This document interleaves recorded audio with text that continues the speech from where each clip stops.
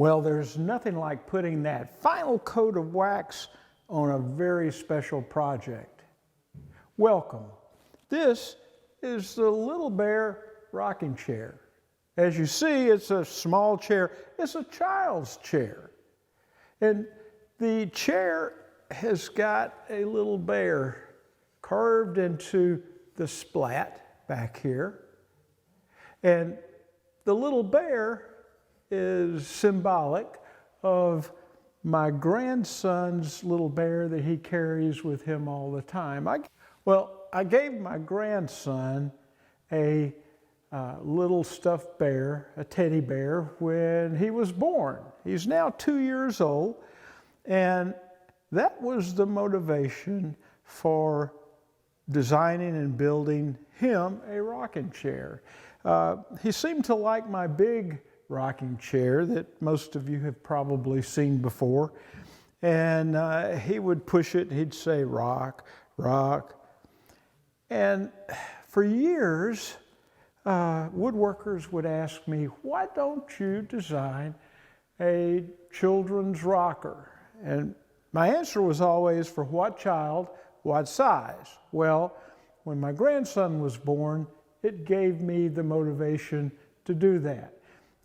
He's 2 years old, and at 2 years of age, he fits this chair very nicely, and I think it will fit him until probably 4.5 or 5 years of age, according to how he grows.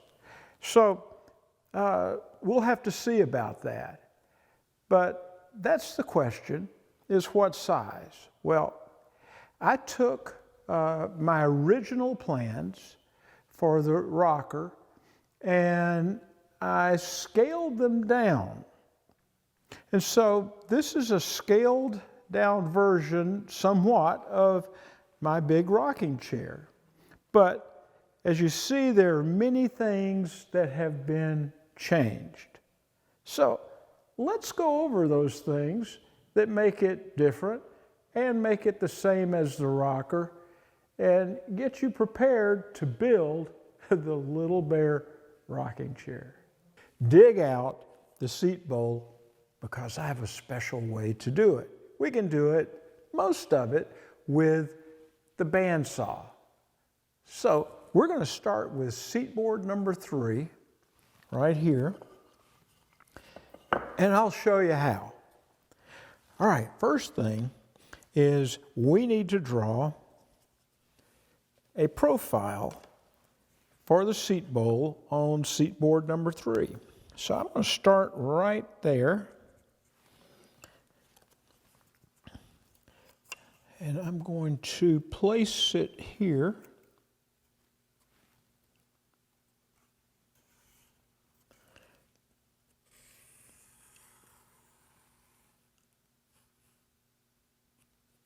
Trace that profile, okay? Then we'll do the same thing on the other side. All right, that's the place that I want to line it up. And when I line it up, I want to be able to put my Sharpie right there. And I want to be able to flush this out at the bottom corner here. So I'm good.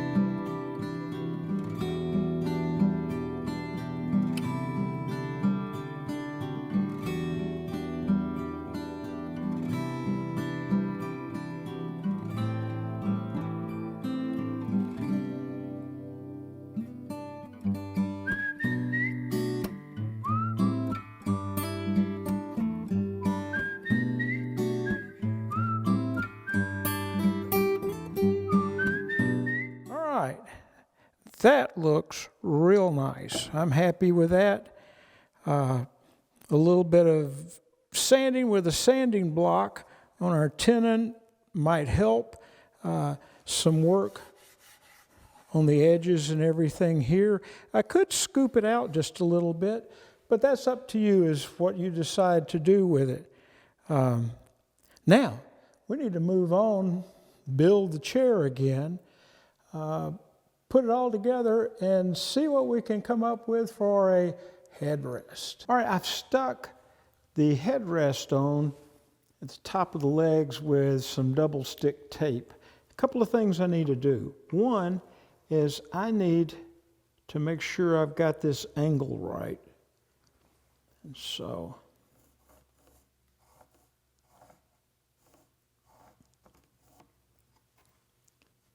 I can cut that angle with my miter saw. I'm going to do the same thing on the other side.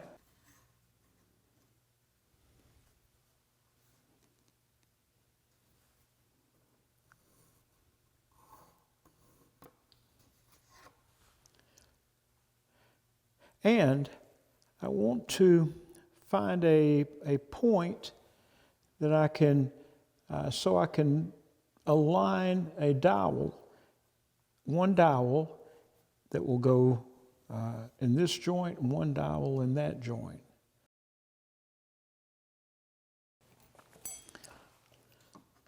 So I'm going to come just a ½ an inch in, and this will help me locate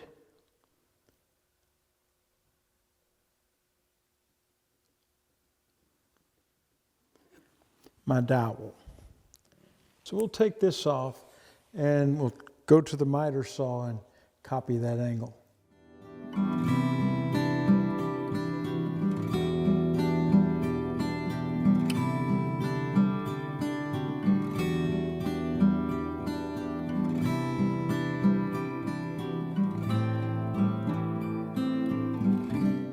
I found it helpful to take these pieces that I cut off of the back and to double stick tape them on the back side so that when I made the cut, I didn't have a bunch of wobble.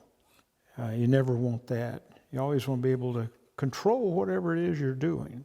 So now we can start trying to fit our splat into the mortise.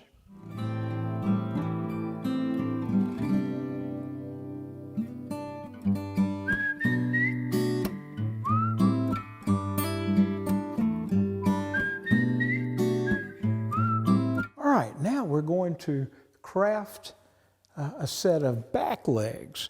Well, we've got a pattern, and pattern, you can outline the pattern. This right here is the seat stem, and this is the arm stem. And one of the interesting things about this back leg is the nice little splay that we get in the leg above the seat, or actually at about the arm stem. See how it flares out this way?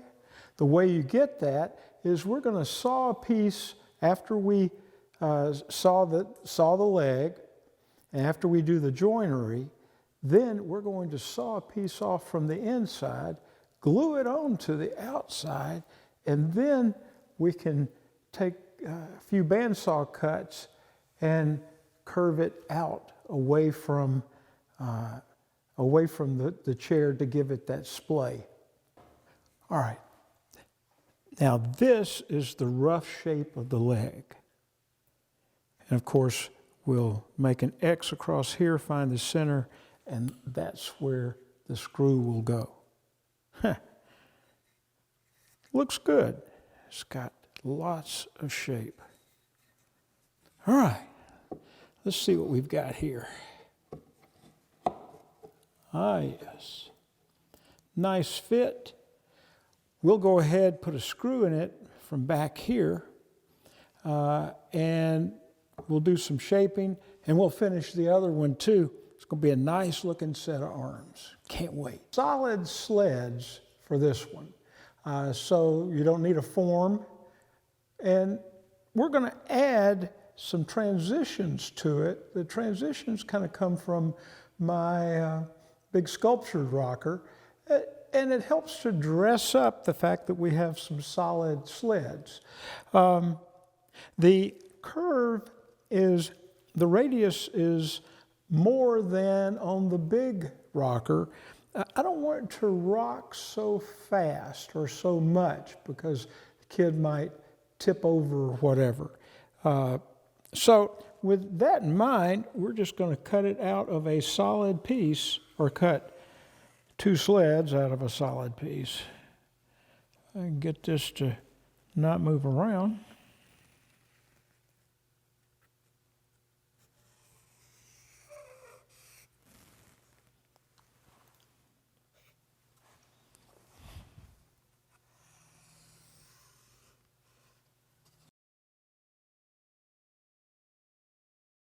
There's one. Kind of looking at the grain here, it's a little busy in the front, but we're going to nest them anyway, see how that works.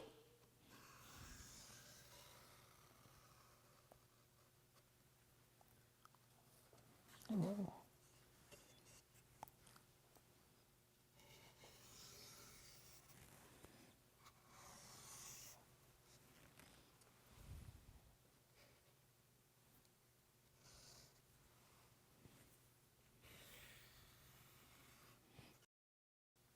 Well, now we're going to go to the bandsaw and we're going to cut them out. Let's go.